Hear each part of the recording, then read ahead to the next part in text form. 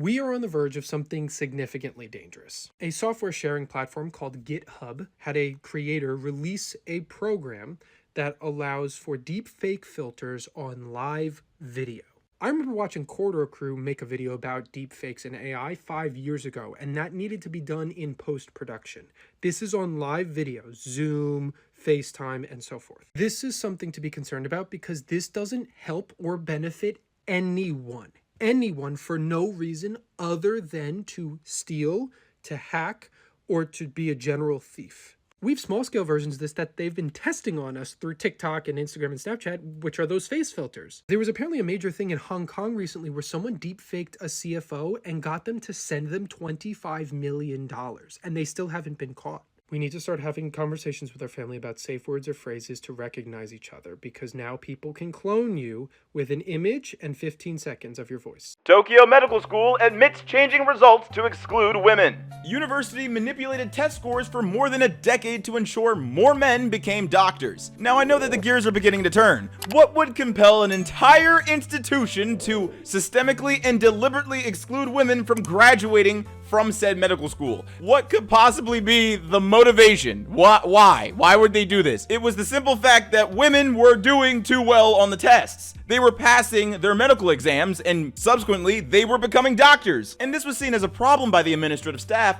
of the Tokyo Medical School because too many women were becoming doctors. Actually, more women than Japanese men were becoming doctors. And they were fearful that when these women would, start doing work, they would ultimately get married and then have children. And this was a risk because, in their opinion, if too many women were, getting married and having kids, that would mean there would be a likelihood that a large portion of the medical workforce in Tokyo could either take maternity leave or outright become stay-at-home mothers because they had children. That was the logic and fear behind the decision to artificially fail and handicap Tokyo Medical School students who were female. They only wanted a certain amount to pass, and if you were male and you weren't doing well, you would actually receive a bonus in points, because apparently the test is taken in two parts and both scores are, taken into account to see whether or not you can become a doctor. And you heard right. If you were a male student, you would get extra points if you weren't doing well, because the Japanese medical school administration were that desperate for Japanese male medical school students to become male doctors, because there's a higher likelihood that male doctors won't get pregnant and then decide to be either a stay-at-home mother or take extended maternity leave. And apparently this has been going on for a couple of decades. So if you're a female doctor in Japan and watching this video, cool, but also you are a statistical anomaly and that wasn't supposed to happen, apparently. Oh my god. 12-foot python bites man in his speed bag as he sat on the toilet. Then he beat it to death with a brush. All of that is frightening. All of that is terrifying, but I agree that snake kinda had to lose his life because you're not supposed to touch people there without their consent, especially with teeth. Only freaks do that, man. That's so messed up. Like, that's not even remotely comfortable. In all seriousness, though, how in the world did a snake get in there? Why? How did the snake breathe? Why did the snake think that place was in any way comfortable?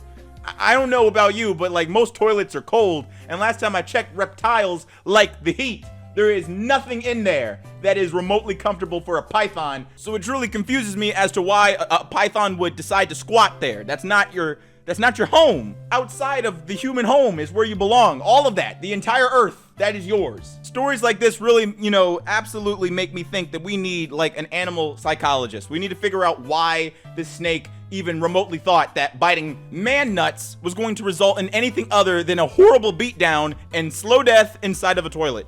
Why did the snake decide to do that? A lot of bad choices in this snake's life led to a horrible, horrible end. And that's a lesson to learn for snakes. If you're a snake out there watching, you better take notes. Removable shirt for one night for $300? What? Oh. I'm going to lose my phone if I can't find any takers. Must be clean, going to need its own room, really need to do something fast, could meet you, but do not have my own transportation. But you could let me know where I can get a ride. For those of you who are a little bit confused, I would, read between the lines a little bit.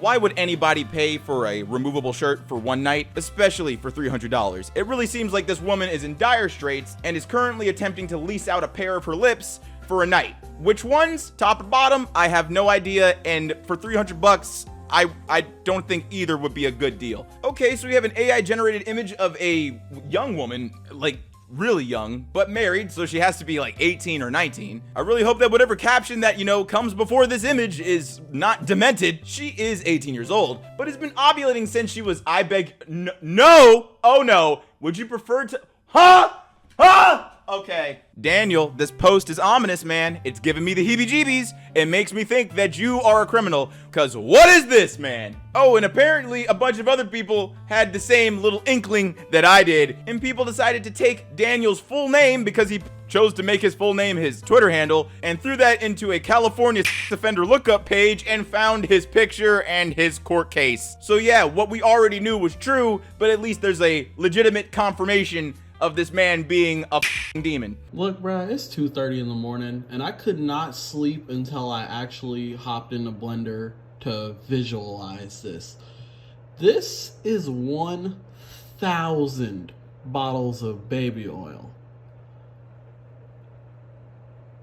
This is insane. This is heinous, bruh. Like, literally 1,000? Like, bro, that's not a hyperbole. This is what 1,000 bottles of baby oil looks like.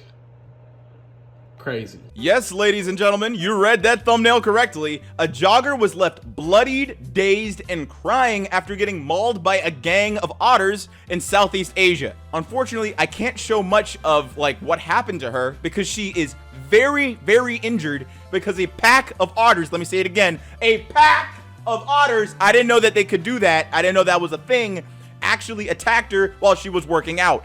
For whatever reason, this has been a problem in many densely populated areas in Malaysia and other nations in Southeast Asia. Investigators found that the beasts, which reportedly lived nearby, had entered the park to forage for food in the pond. And the victim of this horrible gang attack was just running near the pond because it's in a park and that's where humans jog. And for whatever reason, the otters took offense to that and jumped this poor woman. This is not the only time it's happened. It's happened a lot in parks within major cities in Malaysia, so much so that park managers have requested the public to avoid going near the fences or interacting with wildlife in parks to mitigate the possibility of attacks. Now, here's a fun fact about otters that I didn't know, and probably you didn't know either, and if you did know, congratulations. They're related to honey badgers and wolverines, and they are actually very capable of hurting you. While they are very cute, and I have held one, if they don't like you, they will team up on you and fold you like an egg. Predatory lender Credit Genie unironically posts memes suggesting people who can't afford groceries take out a loan. Do you need last minute cash? Get up to $100 fast, no credit limits, no late fees, fast deposits. Me, after finding out that Credit Genie can literally send me up to $100 whenever I need it. I want to let you guys know just how predatory this type of loan is compared to any other predatory loan. I'm talking nearly 100 times worse. How do I know this? Because I've received the same ad, not online, but in my junk mail. And I'm going to illustrate to you why you should absolutely avoid loans like this and why loans like this are actually just evil and are meant to literally scam the poorest among us. This literal loan from Satan was sent directly to my P.O. box with the same type of branding and marketing. Do you need installment loans for soaring prices, which is awful? Yeah, try to beat inflation with loans. Wonderful idea. And what's even more wonderful is that they've actually pre-approved me for an $800 loan. Isn't that wonderful? Oh my God, that's great. $800, anybody can pay that loan off if they are in dire straits and are trying to beat soaring prices. And they're even nice enough to tell me exactly how much to pay per month to pay off this loan as efficiently as possible, according to them, in 9 monthly payments of $130 with an APR of 99.81%. I have never seen a more predatory loan in my entire life. An annualized percentage rate of nearly 100%. Not even the worst student loans and credit cards break like 50% APR. The worst car loan that I've ever heard in my life is like 25% APR. So this was just a whole different beast altogether. And just to tie it all up in a nice bow, just to understand how terrible loans like this truly are, all you have to do is perform simple algebra to figure out just how much money you would be overpaying and just how much money you would be risking if you were poor and you missed a single payment of that $130. Now look, I'm not the smartest man on the planet. I've made a career of telling jokes about Reddit posts and sharing stories about things that happen in the world. All right, that's not super complex, but I am capable of addition and subtraction and a little bit of multiplication. And yeah, the total loan cost over 9 months is going to be about $1,400. And the interest alone, subtracting fees, we don't even know what the fees are for the loan, is $368.53. The interest alone is equivalent to nearly 50% of the loan that you took out. Junk mail like this and posts like this are not meant for anyone who has like consistent income or has any semblance of an understanding of how risky taking out a loan in general can be, let alone a loan with an APR that's nearly 100%. So this is absolutely meant to just take advantage of people who are poor and desperate. And here in the land of the free, that type of loan is actually legal. Why? Because, well, you're supposed to have enough sense to avoid it, and God help you if you don't. The NYPD just shot 4 people for a $2.90 fare evasion. Get these morons out the subway and take their guns away. Now, if you were on Twitter, which I'm sure many of you are, you saw this post go viral, and so many people up in arms about the NYPD airing somebody out for a $3 fare evasion, which if we were to not Google and do any research and just accept the premise that this person put forward, that's an awful situation and worth all of the emotion and all of the anger and vitriol that people spat at the NYPD for the better part of 48 hours on Twitter. But of course, after everyone got all their emotions out, somebody did a Google, someone did a single search, and turns out the suspect was not shot for fare evasion. He was shot after telling officers, "I'm going to kill you if you don't stop following me," and subsequently charged at the officers with a knife. So yeah, he didn't get shot at because of $3. He got shot at because he literally brought a knife to a gunfight. This is the strangest and most disturbing rabbit hole I've ever found on Instagram. This all started when Reddit found this account, Smart Schoolboy 9. His bio reads, primary school achiever, mixed race, and mastering millions of subjects eventually, account monitored by mum. But after one look at this guy's account, you can clearly see that this is a grown man dressing up and pretending to be someone much younger.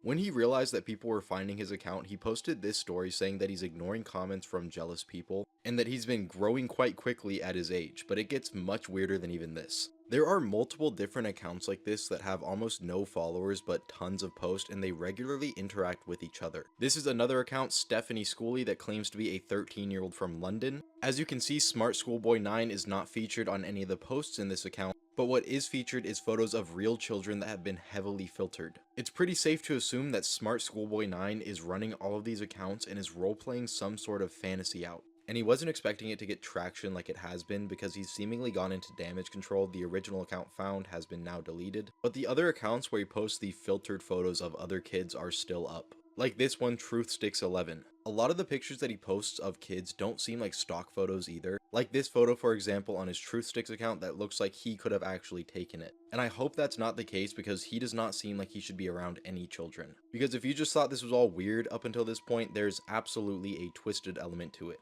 This is one of the weird fantasies that he wrote about a schoolgirl needing to pick up a pencil case that they had just dropped. This is one of the Reddit posts I found talking about the situation that summarizes it pretty well. It does seem to be a mentally ill man trying to relive his childhood in some way. Hopefully someone can find out who this man is and get him some help because he definitely needs it. I also want to say if you guys go over to any of his pages to check them out, don't engage with them at all. A lot of people are working to try to figure more information out about this and archive everything he's posted, and leaving comments or anything like that is going to make him go farther into damage control mode and delete more posts and comments. LA socialite breaks down after getting 15 years to life for killing 2 boys with her car, told judge she suffered enough. She suffered enough? Ma'am, you're still breathing! How dare you? The gall, the gumption, the entitlement, the insane level of delusion to think while sitting at the bench while a judge gives you 15 years to life. You're begging for leniency